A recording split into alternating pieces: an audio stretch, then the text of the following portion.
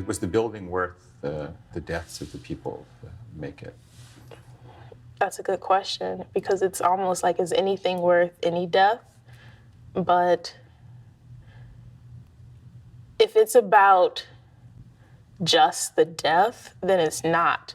But I never thought this poem to be just about the death. There was something about more so depth versus death, and there was a depth to be reached, and it was kind of high, and there was high hopes in these high towers. So I never thought of deaths being in vain, you know?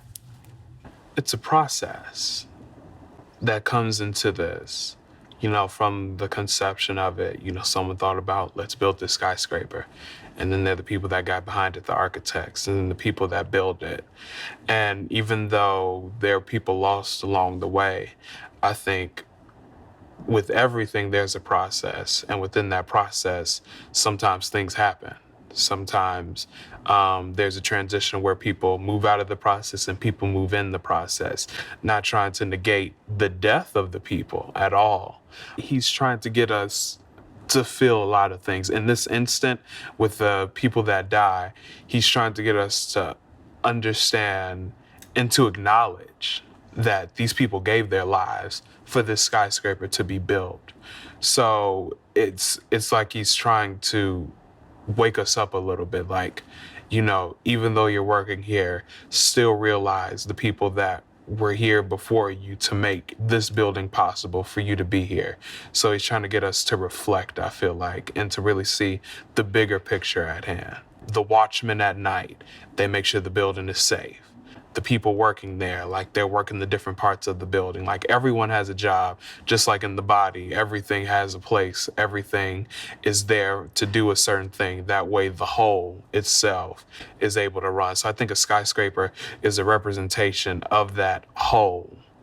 As I was reading and thinking about a soul inhabiting the skyscraper, I began thinking of the skyscraper as a being in itself.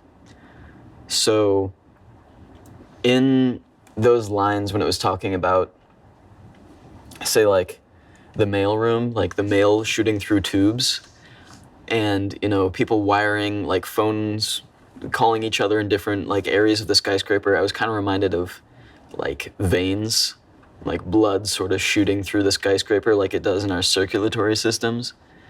And in those stanzas that you were referring to, where they're talking about the structure, it actually like uses the word rib in it, showing you a skyscraper that's something made of completely inanimate objects and like presenting it to us as if it were like a living body, a living, breathing body, which I say breathing because when it talks about the stanzas where it's talking about like the people going out to lunch, then coming back in, I kind of have this image of the skyscraper sighing.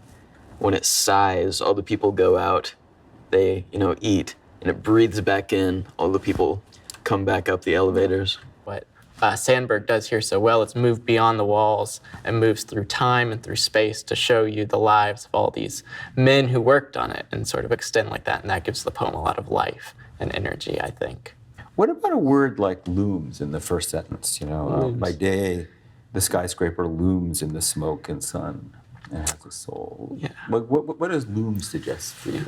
Well, looms is very like foreboding, right? And that lends like a sense of danger almost, but the skyscraper doesn't seem very dangerous. It just seems very important and very like unforgettable, which I think at the time of the writing of the poem was, you know, it's modernism and sort of there's a lot of emotion surrounding the rise of cities, the skyscrapers and all that. And so I think the looms is there to sort of address feelings towards the skyscrapers and how there could be like fear with that, or it can be reverence in a sort of way, but no matter what, you can't ignore the skyscraper.